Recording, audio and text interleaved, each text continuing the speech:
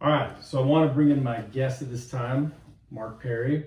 But before I let him speak, I just want to say that part of the reason I brought him on is because his story is one that I think needs to be shared. It's one that's filled with, I think, every kind of emotion tenfold, pretty much. And I'm sure there was a lot of roller coasters along the way as far as just the experience of things that you went through.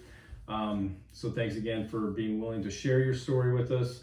And like I said, I think it's just one that people will get a lot out of and can learn from. So why don't you just take us from the start, kind of where this all began for you, and kind of how things, why we're sitting here, I guess. All right, sounds good. So about 3.5 years ago, my wife hadn't been feeling well. It had been a couple of weeks of just like super tired. We were, she wasn't throwing up. She wasn't like having anything like sickness wise. She was just tired. Mm-hmm. And we went up to BYU soccer camp with the kids, and at like 4:30 in the morning, she wakes me up and she's like, Mark, I'm freezing. And she was just shaking, like terribly shaking. And so I was like, well, let's get you in the bath. Right. Like, what do you do at this point? So I got her in the bath. I gave it her warm bath, and she was in there for like 45 minutes before she finally like stopped shaking, and she got back to like a normal temperature, Mm-hmm. or what she felt like was a normal temperature. And then like she got out of the bath, and before she'd even put clothes on, she's like, I'm gonna throw up. And she goes right to the toilet and she throws up. And the first time I didn't, okay, she's got a stomach bug. And then the second time she threw up, like 5 minutes later, it was like pure blood. And it was a lot of blood. And we were both like, oh crap. Not good. Let's go to the ER. And we're there with, Brianna was 10, 9, somewhere in there. Maddox was 7, and Callie was 5, and Chase was 1. Mm. And so we woke Brianna up and we said, Brianna, you're staying here and you're babysitting. So we left 4 kids in a hotel room, and I took Stace to the ER. And when we got to the ER, they pumped her with medicine to make her not nauseous. And they were like, well, we got to figure out where the blood's coming from. So they said we had to do a scope, but the person to do it wasn't there. Mm-hmm. So we had to wait until that afternoon. So we went back to the hotel, she went to sleep, went back to the hospital later that day and did the scope, and they went through her mouth first, and they only got like into her throat, and they're like, oh, you have a Mallory Wise tear. We're like, I know what that is, yes. and that is what? And then their next question was, do you drink a lot of alcohol? And she's like, no, I've never had a drink of alcohol in my entire life. Mm-hmm. And they said, oh, it's super common in alcoholics. So basically the blood vessels in the throat get super thin, and she threw up with such force that it bursted one of the blood vessels in her throat. And so that's what the blood was coming from. Oh.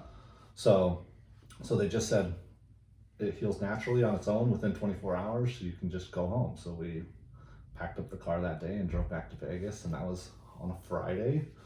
And then she still didn't feel well over the weekend. And on Monday, I was in a real estate conference in Vegas, and she wasn't feeling well still. But I was like, I gotta go to this conference. Call me if you need me. Well, like 10:30, she calls me and she's like, I fell on the ground in the bedroom and I can't get up. Oh. I'm like, you need to come home and get me. So I drove home. I took her to the ER, and they did all sorts of tests. They couldn't figure out what was wrong with her. And then the doctor finally was like, well, let's just do a full body scan and see what's going on. So they did a scan, and I'm sitting on one side of the hospital bed, and she's in the bed, and then the heart monitor and all the contractions are on the other side. And the doctor comes in after they did the scans, and he's like, did you know you have lesions all over your liver? Yes, because What are lesions? Like, I don't even know what that term means. You mean leeches? Yeah. And he said, like, your liver's like halfway covered with lesions. And I had no clue. But Stace obviously knew what was going on, because her heart monitor Like spiked? went, and then just big old spikes. Mm-hmm. And it just, her heart started racing. And after the doctor walked out, I was like, Stace, what does that mean? Yeah. And she said, it means I have cancer. Like, that's what lesions are, they're tumors. And I was like, Huh. so then my heart raced and I didn't know what to do. And, you know, it took a while for them to figure out what kind of cancer it was. That like, it's not originated in the liver. Like, it spread to the liver from somewhere else and it didn't appear on the scan. So it took, I think, 3 days for them to finally figure out that it was colon cancer. And they did it by doing a scope from the bottom instead of through the mouth. If they would have done it in the bottom when she was in Utah, then we would have known earlier. Right. But it was a full blockage. And so, like, nothing could get through. The tumor was that big in her colon. So they had to do surgery. And, you know, we were kind of naive at first because I've never dealt with anyone with cancer before, and Stace hadn't either. So, like, no one close to us had ever had it. We didn't know what the process was. We didn't know what was going on. And we just trusted the doctors that were at the hospital. Right. So, can I just interrupt one sec? So one of the things that people might be wondering too is just as far as like the story, maybe like it's like, okay, here's a story that's obviously starting out with a spouse who has cancer. So what maybe, you know, why did I bring you on the show to kind of talk about this? I think one of the things, and we'll get into it, but just to kind of like, you know, so people understand too, like, you know, over the next, what, three plus years or whatever, just, you know, being a part and knowing Mark and his wife and kind of being a part of the Facebook group that is what, that, you know, that we'll talk about, but just like the inspiration that kind of went, but also just, again, the ups and downs. And so like, just, I mean, it's a cancer story, but I think it's a special cancer story in the terms of just like what, you know, you guys went through and just what your wife was able to instill in so many people along the way. So that's, I mean, a big part of why we're here and we're talking about this, but also just, you know, the hope that can come from going through something like this, and, you know, the difficulties that we go through don't have to kind of like, you know, I guess smash us down forever. But anyway, I just wanted to kind of give that inclusion in there as to, you know, now that we've kind of, the cat's out of the bag, okay, here we are talking about your wife's been diagnosed as cancer, and kind of why are we here to talk about that?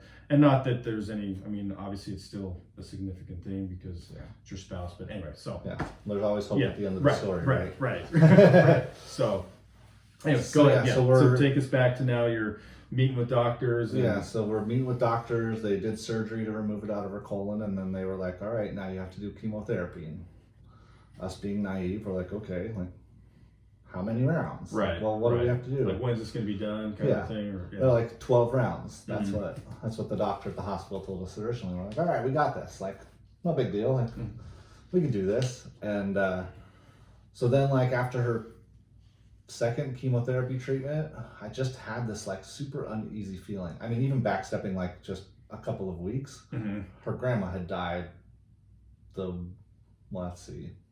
week of her first chemo treatment. And that was really hard on me. Like, me and her grandma did not get along very well. Yeah. I was like the redheaded step grandchild. Without the red hair. Yeah, without the red hair. But like, I cried all through her funeral. And the reason I cried is because when we met with the doctor at his clinic after we were out of the hospital, I told Stace that like, I was gonna ask super hard questions, and Stace was super positive, and she did not want to know like how bad it was.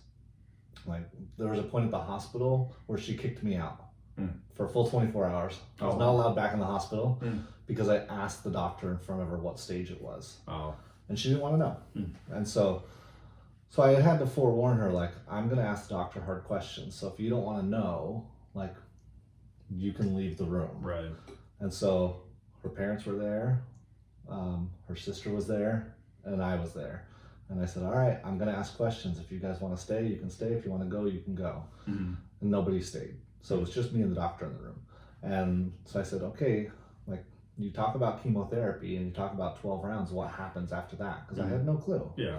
And he's like, well, no, she'll be on chemotherapy the rest of her life. And I'm like, well, like, what do you mean? Yeah. Like, you mean like she'll do 12 rounds and then she has to do like a treatment every few months to like just keep the cancer at bay? Like, what is going on? And he said, no, she'll have it like every other week until she passes away. And I was like, okay, and how long is that? Mm-hmm. And he said, no more than 2 years. And then it was like, that's when it really sunk in that this was a terminal disease. Right. Like her type of colon cancer Right. is not one that people recover Survive, from. Yeah. And so she didn't want to know this. So I didn't tell her until after the funeral. She was like, all right, Mark, like, After the grandma's funeral. yeah, after the grandma's funeral. She was like, all right, Mark, I know that you and my grandma did not see eye to eye, and you were not crying that much at the funeral over her, what is going on. And so then I was like, do you really want to know? And that's when I told her what the doctor had said. And she was like, well, I don't believe that doctor, so we're going to go get a new doctor. And that's just how she was. She was always like, she's like, I'm going to beat it. Like, that's just her mindset. Right. And so we met a new doctor, and he was great. And we credit him with her being alive as long as she was. Yeah. But he had told us, like, after we became friends with him and we would talk to him, he said, you know, when you came and saw me after your first 2 rounds, if you would have kept with that doctor, I don't think you would have lived more than 3 more months. Like, that's how bad it was. That's how bad it was. Oh wow. So we feel like we were very lucky to get another, you know, Right. 2 years and 9 months from that point with her. So, well, it's interesting not to like, I mean, I think one of the things that people need to understand even from that, and if you've listened to the podcast in the past, and I know it's a different issue, but people have heard me talk about our green card issues and stuff like that. So if you've listened, you know. But the one thing I said in that situation was that you have to be the captain of your own ship. Yeah. You know, people can be telling you what they think is good, but you have to be the captain of your own ship sometimes, especially obviously when your life or livelihood or whatever it is on the line. You can't just take what's being thrown at you as the gospel or as the truth. You have to really take control. So I think that's, you know, a lesson for us all in any of those kinds of situations is don't just take what's coming at you. You have to, you know, again, be the captain of your own ship. So it's funny that you use that phrase because, you know, that's not a very common phrase. Right. Captain of your ship. Yeah. So we had met with a higher up in the church, in our church, right after Stace got diagnosed. It was in September. She got diagnosed in July. And in September, we went and met with Elder Ballard for the LDS people. Yeah. We met with Elder Ballard, and he had used that exact phrase because we talked to him about, like, all right, we were going up to Salt Lake to go to MD or to Huntsman. We were like, we'll go to MD Anderson. We'll go to Mayo Clinic. Like, we'll go everywhere to find what's going to be the best treatment for her. And that's the phrase he used. And he said, you know what you need to do is you need to find someone who will be the captain of your ship. And so that's unique. So even what makes the story even better is that in our first meeting with the new doctor, you know, we're telling him the same thing. He's like, just wait, like, let me be the captain of your ship. And he used the same exact words that Elder Ballard did. And it was gives you goosebumps, right? It was like, we know that this is where we're supposed to be. So but you had to fight to get there, right? Yes. And that's the whole thing too. It's like you had to fight to get there and not just take what was coming to you. You had to, you know, be a part of that. So then kind of where did it go from there? I mean, obviously as far as the process, I mean, so he takes over and now so he took over and he was, you know, he's a very well-known doctor and he was at MD Anderson before he came to Vegas, and we like to think that he came to Vegas just for us because, you know, who leaves the best cancer clinic in the world to come to Las Vegas to treat cancer patients? Like, who does that? So yeah, he was the captain of her ship, and we just let him make the decisions that would, you know, allow her to live the longest that was humanly possible. Right. There was, I lost count, 50. I think we did 59 rounds of chemotherapy. Wow. And 10 different rounds of different clinical trials. Oh. So she literally exhausted like all of the resources that are out there. But, you know, the one thing that she would just repeat like over and over and over again was that like cancer wasn't going to define her. Like, she didn't care. She was like, I'm going to be the positive person that I need to be, and I'm not going to let this bring me down. I'm not going to let this, you know, ruin my life, because she still found joy. Right. That was my dog barking earlier, by the way. It's a cute dog. So they're forgiven. Right. Well, one of the things then too is like, I mean, as far as like you mentioned the clinical trials and things like that. Like, so I mean, what was the was that like more of a roller coaster? I mean, what were those like for you? I mean, I'm sure they brought some level of hope. I mean, what was was that kind of the mindset? Like, hey, we're just going to do everything we can, or how did you? The first one that she did was a lot of hope. Mm-hmm. Like, all right, this is gonna be it. Yeah. Both felt really good about it, Mm-hmm. and it didn't work. Right. Yeah. It made the cancer girl worse. Yeah. And so it was like, oh. So I didn't want to do anymore. But I also didn't want to rain on her parade. Mm-hmm. And she needed to make the decisions that, that she was happy with, and I needed to be a support to her. Right. I did not need to bring her down at all. And so it was very like going into clinical trials. She was doing phase 1 clinical trials, which are like mice to humans. like literally she's the first human being injected with this medicine. Yeah. And we had to sign waivers that were like, you could die. Oh wow. Like literally you could die. And that is like a little scary. That is very scary. Like right. Like it just makes you like, do we have everything in order if this goes bad, or and it's not like this could kill you over a month or two. Like instantaneously. This literally could be like you go into the clinic that morning and you die that afternoon. Oh wow. Like that's how okay. It can attack your other organs. Like it was super duper scary. So obviously, I mean, I'm sure you had several conversations with your wife along this process, but like in those moments, I mean, what did you see in her that allowed you to step back and be able to kind of just like, okay, this is your decision, or I'm just going to support you? Like, was it just like you said, you didn't want to rain on her parade, or what did you see in her that just allowed you to do that? I think she cared about other people more than she cared about herself. Mm-hmm. So I almost think that she wanted to do these clinical trials more for the research purposes, so that other people that can know if they worked or whatever. Yeah. So if she had to do a little bit more suffering to make it better for other people, that she was going to do that. Right. So looking at it from that point of view, like I'm not only raining on her parade, I could be raining on a lot of other people's parade. Right. Yeah. Yeah. Well, that's very selfless of her for sure. What about, I mean, if people didn't pick up on it, I mean, you have 4 children too. I mean, I would imagine that played a role for her, or I'm sure that there was, fighting for them, or fighting to kind of do whatever it took to be around as long as possible for them. Yeah, she'd always say, she's like, I just want to be a mom. Mm-hmm. Like that was what she would tell me all the time after each round of chemo. Like she would go through it and she'd say, I just want to be a mom. I want to raise my babies. Mm-hmm. And I was like, no, like they'll do fine on their own. Like you need to, like, it's me that you need to be here for. Like the kids will survive. Like They are more resilient. They're young. Like I'm the needy one. It's me that needs the help. Right. And she'd be like, no, you'll be fine. It's the kids that need help. Right. So So yeah, she just wanted to be a mom, and she made sure the kids knew that she loved them and that she was doing this for them, so that they could have as much time with her as they could.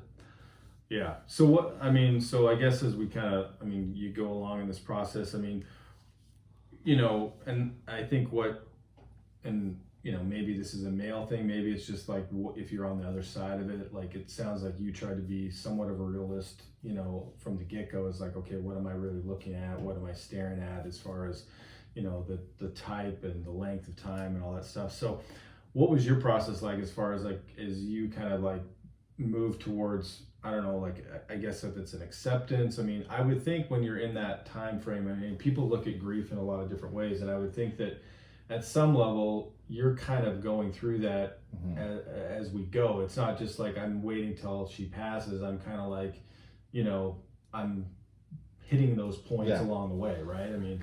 There were many times that we didn't know if she'd be alive for another week or two, and so I did that grieving process a lot of times during kind of back and forth. And she died in my head and my heart multiple times before she actually passed away. Right.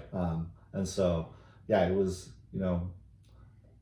I hate to use the word like I was ready for it, but like I feel like I was prepared because kind of mentally had gone there different times or whatever. I'm a planner, and I just like, that's why I asked the doctor originally, like, all right, what's the plan? Like, I just need to know what's ahead of me. Right. And so, there was many times that I knew that it was gonna be close to the end. It's not that I didn't have, hope that she would make it, but she was the complete opposite. Like the entire time, she was like, "I'm gonna beat it. I'm gonna beat it. I'm gonna see my grandkids someday." Yeah. And that's just how her attitude was. And right. I'm just curious. I mean, if people that listen to this, is her Facebook page still up? Or okay. Yeah. So if people, they hear the stories, is it the Stacey Perry Facebook? Stacey Strong. Stacey Strong, right? Okay. Yeah. Stacey Strong Facebook page. If you want to go and kind of just see the kind of person that she was, go to that Facebook page, and I think you'll be amazed about just her, like I said, her positivity and just her resilience and a lot of things, and just be able to kind of get some sense of feeling of what, the person that Mark was married to and the kind of person that she was as she kind of fought this battle. So anyway, and just I think that that's an important part of this too, is just sort of, honoring her and kind of what she, meant to so many people, right? Yeah, I mean, she was on the front page of the Review Journal for different things. She was on magazine covers. I mean, she was an inspiration to a lot of people, and I think, by going to that Facebook page, you guys will probably get a little glimpse of what she was like. Yeah, for sure. I think so. So, because she was such a wonderful person, I'm sure that, like I said before, you guys had discussions about different things, life, whatever. I mean, so what was it like? How was she to you in terms of like I guess helping prepare you for afterwards? I guess. I mean, I don't know. Did you guys have those kinds of talks? Did you, talk about what life would be like after, or did you kind of stay away from that, or what was that? We stayed away from it for the most part. I mean, she got so sick towards the end that like I'd already taken over the household stuff. Like I was doing the grocery shopping. We really didn't have home cooked meals anymore unless people brought them in, because she wasn't cooking, so it was a lot of eating out. But like I did the grocery shopping, cleaned the house. Like really, we let her focus be on taking care of herself. And I drove all the kids to soccer, and I just lived that busy dad life. Right. So yeah, it was the only thing that she said, really. She was pretty adamant that she did not want me to get remarried. Oh, okay. There it is. There'll be more on that later. But yeah, okay. Yeah, she was very adamant about it. Oh, really? Okay. And I would, for some reason, I would have thought the opposit for some reason, but maybe I don't know. Me too. Okay. I'm like, I'm a good dad, but I'm a terrible mom. Like, come on. So it's not in my wheelhouse. No, not in my wheelhouse. I mean, I've had kids that have broken bones, and I didn't take them to the doctor because I told them to tough them out. That's not something a mom would do. Like, right. So, yeah, I'm sure my kids would have argued with her if they knew that was going on. Right. So then so if she verbalized that, I mean, how did that sit with you? I mean, obviously you had your feelings about what you would be like, Yeah. Well, at the time, I was just like, I don't need to get remarried. Yeah. Like what? Like I am so busy. Like I've got 4 kids, 3 of them play club soccer. Like I literally don't like have any night of the week to myself. Like, right. Monday soccer, Tuesday soccer, Wednesday soccer, like every day. And so I'm like, I couldn't even have time to go on a date, right. let alone get married. Like come on. So yeah, this wasn't. Yeah. It just wasn't really a topic, because I was like, yeah, fine. Okay. Right. It's okay. I'm good with that. Yeah. Okay. Well, that's good to know. Like I said, we can touch on that later. So any other, just as you kind of went through this, and maybe you can kind of take us through a little bit of like, towards the end as it got closer to her passing. What was that like for you and your family, and kind of just, yeah. It was, I think it did really good for our relationship. You know, it really shed light on what's important and what's not important. Mm-hmm. Like, you know, your fights that you have when, you know, it's two healthy people and you know you have another 40, 50, 60 years on the earth, you fight about stupid crap. Mm-hmm. And when you know that things are not looking that way, like, you don't get mad at the silly things. Mm-hmm. Like, we just didn't fight. Yeah. And we always were looking out for the other person. Right. And looking out for the kids and making sure that they were happy, and just, it was a really good time. We made a bucket list. Yeah, I was just, actually, as you were talking, I was just thinking about that. So tell us a little bit about the bucket list, because I mean, that kind of was a little bit of a theme throughout, but then especially towards the end, it feel like that amped up a little bit. Yeah, so the whole time, like, soon after she got diagnosed, we were just like, all right, we're going to spend as much time together as a family as we can, because we don't know whether we have months or years or what. So we took a lot of fun vacations over the years. But this past summer is when, you know, we knew that things were not looking good, and we really made like a bucket list. And she said, okay, these are the things I wanted to do. So she wanted to, you know, eat at her favorite restaurant. She wanted to go see her favorite show. She wanted to go on the high roller. She wanted to go on a helicopter ride, because she'd never been on a helicopter ride. So so we just planned all that. And you know, she had a lot of following and a lot of friends, and people just started, like, we got donations, and people were just so willing to give of whatever to make it happen. So you know, that last 2 weeks of her life, we did something like every night that she wanted to do. Right. And we look back at that, and that's some of our, you know, best memories that we have, because even though, you know, she was in so much pain, she still had a smile on her face. She was a champ. Yeah. Well, I think that's one thing I kick myself for too, is like, I was just kind of starting out my podcast back then, and I did ask you guys if you could be on it, but I know the timing was terrible because it was in those last few weeks. So, and I think part of the reason was just because, again, she was such an amazing person, and she just had this vibrance about just the hope and the faith. And I think the one thing I remember about so many people that would talk about her is that they would go to comfort her, you know, or go to visit her, and they would end up being like comforted, or they would end up being lifted up. Like, she would lift them up, you know. Like, I know my wife went over to, you know, be with her a couple times and stuff, and just had the same experience. It was just like amazing that somebody was going through that, and that they would be the one lifting you up. So it was, you wouldn't guess that she was the one that was suffering, right, ever. She Yeah. would never make that known. Yeah, I mean, even like when she, I mean, the only thing, like, even towards the end, I mean, like, she was enjoying those events. The only thing that really, obviously, she was, you know, I mean, the cancer was taking over a little bit, but as far as just her willingness to be it was just, it was awesome. So, so I don't know, anything else that you want to share with us about that experience as far as that part of it, or anything that, you know, sticks out as far as just, I guess, your, you know, I mean, I know I kind of towards the end, I want to go into more, I guess, maybe some just general takeaways from the whole thing, but like anything about that part of it before we kind of shift a little bit?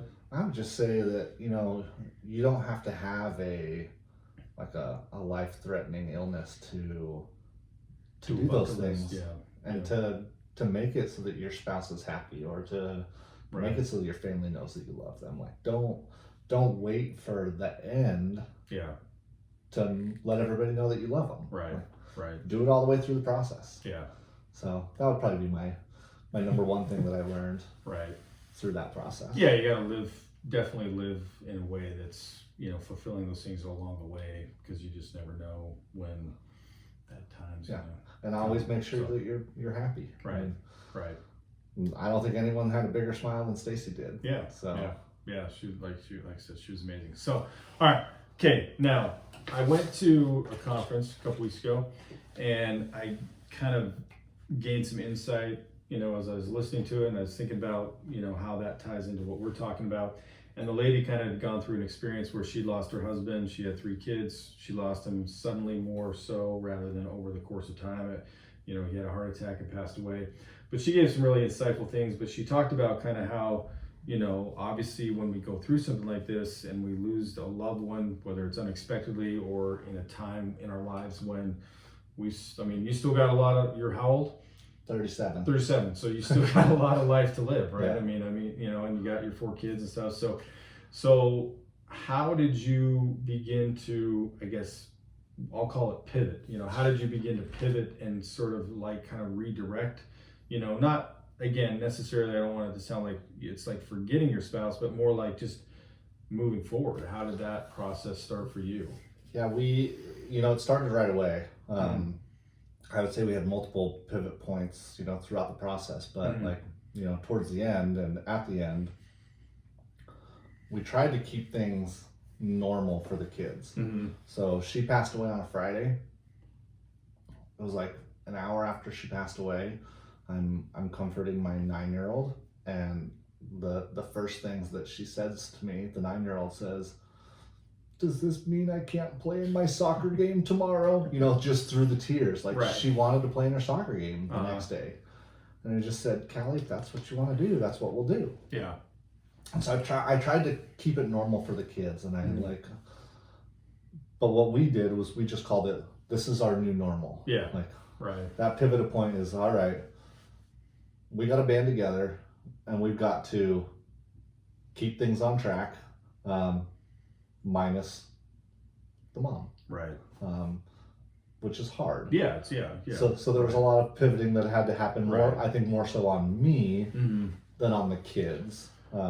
Right. But yeah, I mean, I think for you had to be able to be in that place, that mindset to be able to support them in that, because again, you could have been like, as a dad, be like, I just can't take you to that soccer game. Like, I don't have it in me to do that, even though that's what she's asking for. So, I mean, kudos to you to be able to recognize that was something that you could do. And that was something that this lady brought up, is like, in her talk, she talked about, once her husband passed away, like that kind of became her past. And then it's kind of, she didn't use those terms, but I like that. It's like, now it's like, there's this new normal that we have to start to live in that is different, Yeah. And so, I mean, it sounds like that's kind of where you went with yeah. it, right? So we just, I like spending time with my kids. I like doing things with them. So like that day we went to, so we went to soccer, and then my older daughter wanted to go to the temple, and so I took her to the temple, and then my sons wanted to go-kart racing. And so we went go-kart racing. Like, that's what we did the day after she passed away, because I wanted to keep the kids happy, and I wanted them to feel like it was another day. Right. It wasn't like my world ended yesterday. Yeah. No matter how hard the day before was, you still wake up the next day and you have a full day ahead of you to do what you choose, and you can be happy or you can be miserable. Right.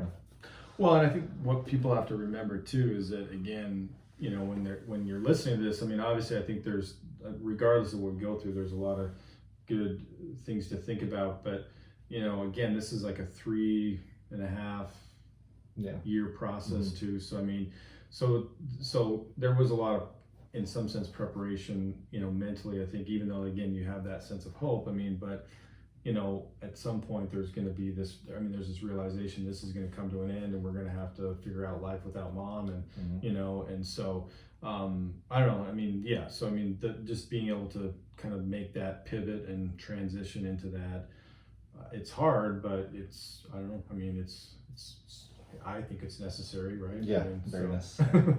Yeah.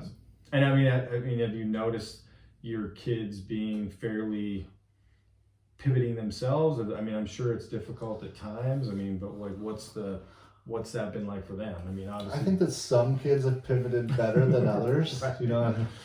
There's always going to be, everybody's different in their process. They all mourn differently. They all, it's harder. It's hardest on one of the kids, and that one, it was hardest on while she was fighting. Like,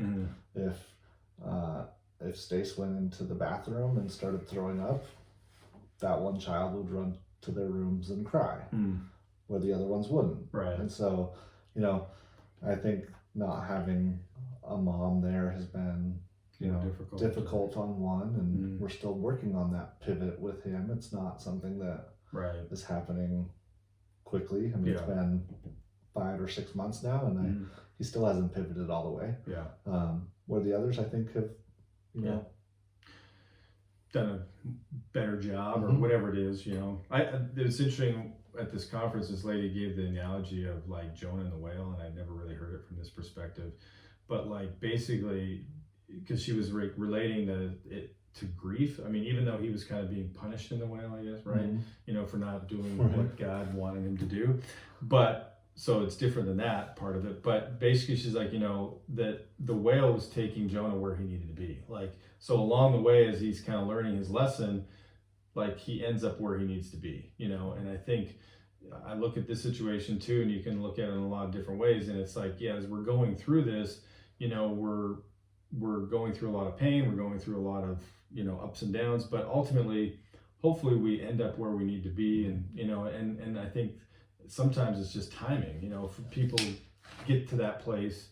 You know, some people humble them, like with the whale thing, it's like some people maybe humble Right. themselves quicker, so the whale goes a little faster. Some people it takes a little bit longer, but that's kind of with grief too. It's like there's so many different variables, like age, Mhm. you know, closeness, connection, boy, girl, whatever. I mean, there's a lot of different variables, I'm sure, Yeah. that go into that. So, How much effort they put in themselves. right, yeah.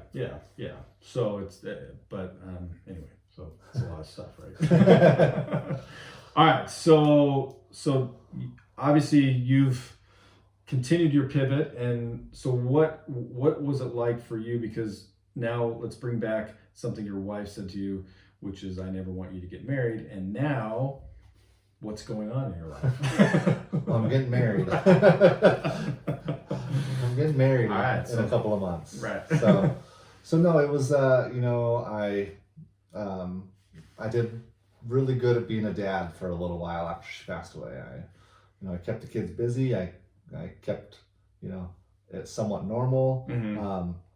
But there just became a time where I was like, something's missing, Mhm. and it's that motherly figure that I think the kids need. Mhm. And so I was like, I guess it's time to start dating. Like, Right. and I was. Well, let's not just put it all on the kids. You maybe were Well, a little yeah. lonely, right? I mean, let's. Yeah, well, and it was because Right. I was going to bed at like 8:30 at night because I'd laid the kids down, and then I'm like, What do I do? there's nothing good on TV, Right. and I have nobody to talk to, so I'm just going to go to sleep. So I was going to bed at like 8:30 and waking up at 4 in the morning, and then I'm like, well, no kids are waking up for a couple of hours. Like, what am I doing? And so I just like sit there and do nothing, and so yes, I decided it was time to start dating, and I had one date with a girl here in Las Vegas, and it was fun, and but you know, it was just a date. Yeah. She's still a friend, Mhm. but I knew that. Well, not anymore. She's not. No. So She's mad at you now. No. well, no, so like I'm just I was deathly afraid Mhm. of going on a date Mhm. because like felt like Stacy was, you know, gonna like. Jump out. Yeah, Like, And so like 2 days before I had that date, I was just still feeling super uneasy about it. And like, Mhm. I'm like, should I be feeling this way? Like, what is going on? And I had a dream that night, and I'm laying in my bed, and I'm laying on my back, and I'm just kind of, you know, laying back, and Stace appeared at the side of my bed. And I looked at her, and she looked at me, and she didn't say anything, and I didn't say anything, but I just reached my arm out, and I just put my arm like around her waist. And I looked up at her, and she said, everything's going to be okay. And it was like, that was an answer to a prayer. Like, I'm like, here I am, super nervous that she was very adamant that Right. like I don't get remarried, but you know, that's what dating leads to. Right. And so it was comforting to know that everything should be She had okay. a change of heart, maybe. Yes, yeah. She saw that I was going to be a terrible mother to the kids for the next however many years, and she's like, yeah, you need some help, Right, so right. let's do this. So yeah, I went on that one date, and then I got on some dating apps, and Those are fun. yeah, I'm sure. I Yeah. don't know, but yeah, I hear lots of stories from my clients. So yeah. So I'm you know, I went on one dating app, and I like went through like 300 profiles, and I was like, nope. Like, and I was just like, I got to the end of the line, and I was like, if these are the choices, like I'm just gonna be a single dad the rest of my life, and that's just how it's gonna be. And then I'm like, am I being too hard? Like, am I like looking for, am I comparing it to them to Stace? Am I Right. like, what am I doing? Mm-hmm. And so I went back through the app and I talked to a few girls on it, and I was like, oh, this is not working. And so I talked to a friend that lives here that's single, and she's like, oh, well, you have to try this different app. This is where all the good people are.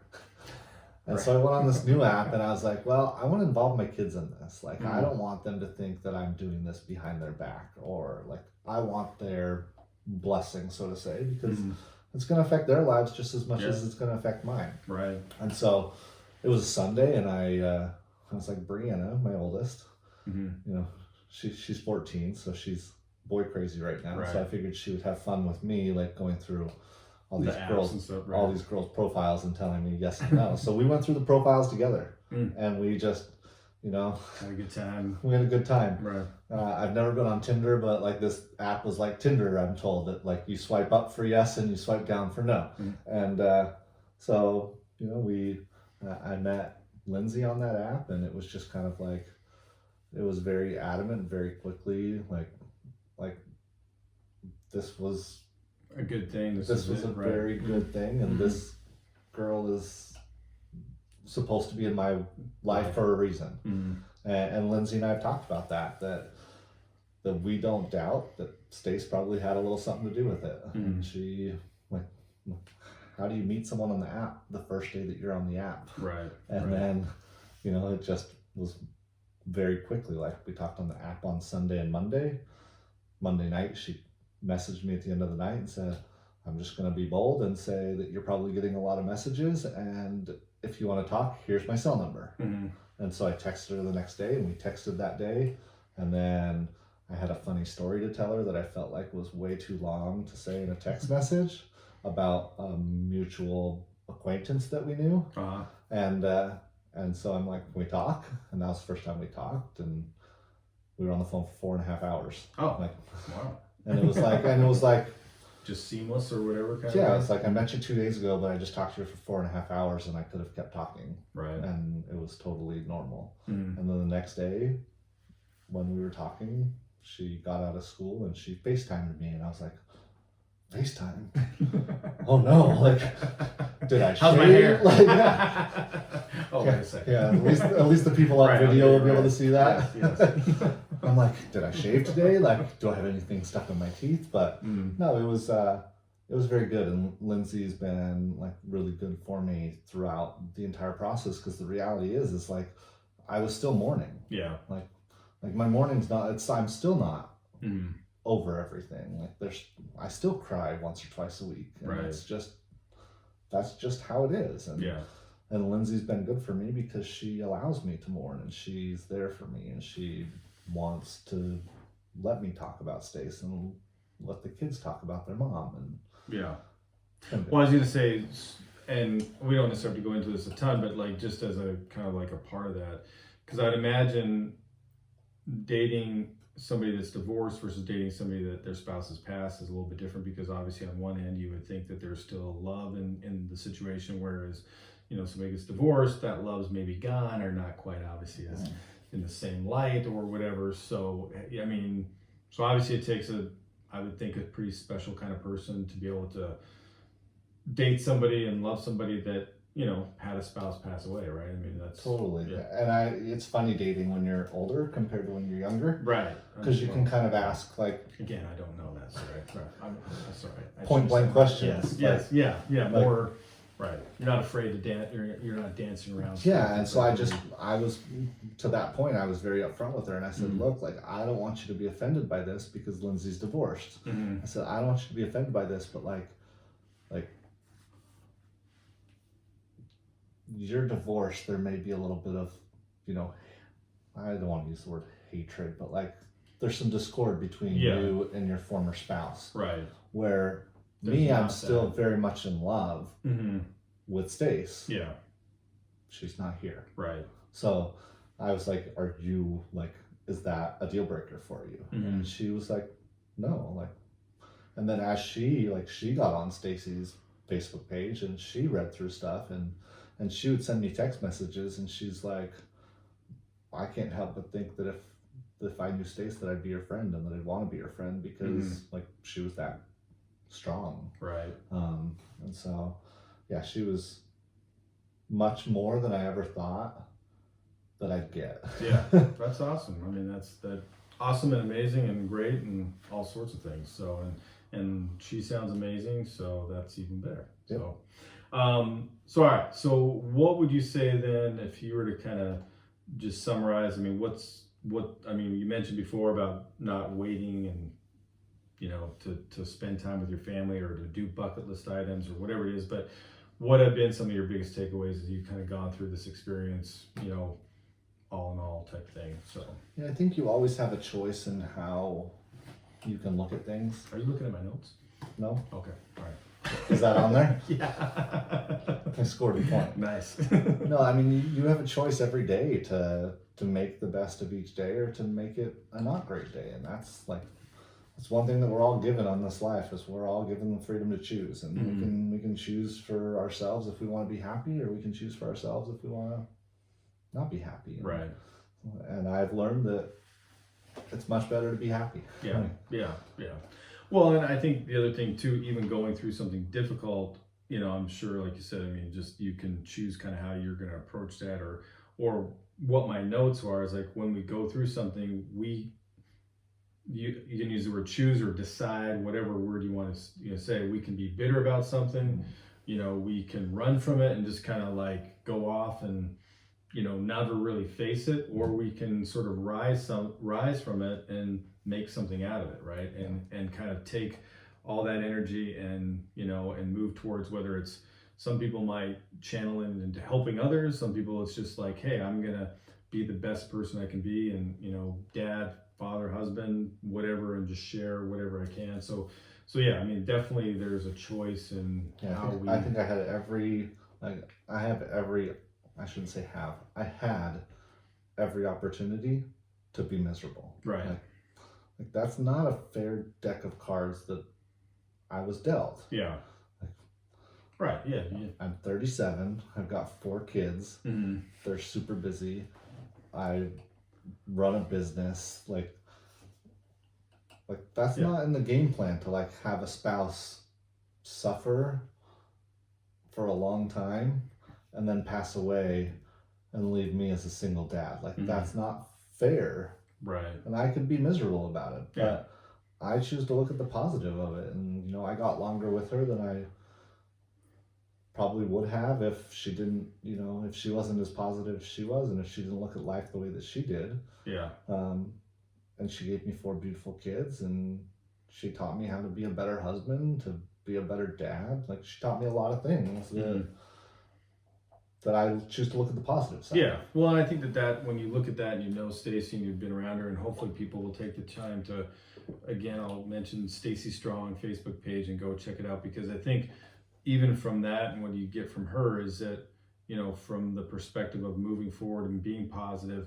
and taking that type of energy and kind of moving forward with it, I think that, again, where you're at right now would be a place that just fits her, right? I mean, just kind of, moving forward and taking the most out of life and not letting it beat you down, and not, kind of hunkering down and just being, like I said, miserable forever. And so I think it's great, because I think I see people in my practice that's not how they deal with those things, or they do, or they lose a loved one like that, and they just kind of sit in it forever and they can't pivot, And like I said, I think when it's important to, when you think about pivoting, and that pivoting doesn't mean forgetting, and pivoting doesn't mean, not thinking about that person. Pivoting just means I've got to now redesign and redefine my life, because my life's different. You know what I mean? So what like you said, what it was, wife, 4 kids, business, whatever, I mean, that's what it was. Now it's something different. And if I don't shift and adjust to that, what's going to happen, right? I'm I'm going to have 4 kids that are going to be, eating macaroni and cheese forever, or something, or whatever it is. It's like it's not going to be good for them. It's not going to be good for me if I don't figure out a way to shift and move forward. So and shifting, like you say, shifting doesn't mean forgetting the past. Right. Like we still have Stacy's pictures up. We still talk about her all the time. Like it's not a it's not taboo Yeah, to it's talk not about just it. a done thing, and now Yeah, it's well, like, yeah, we know that that's, you know, that that's the kid's mom, and that's my wife, and that she's always going to be part of our lives, even though she's not here on this earth. right, But we have to pivot into what is going to be the new normal, and the new normal needs to make everybody happy. yeah.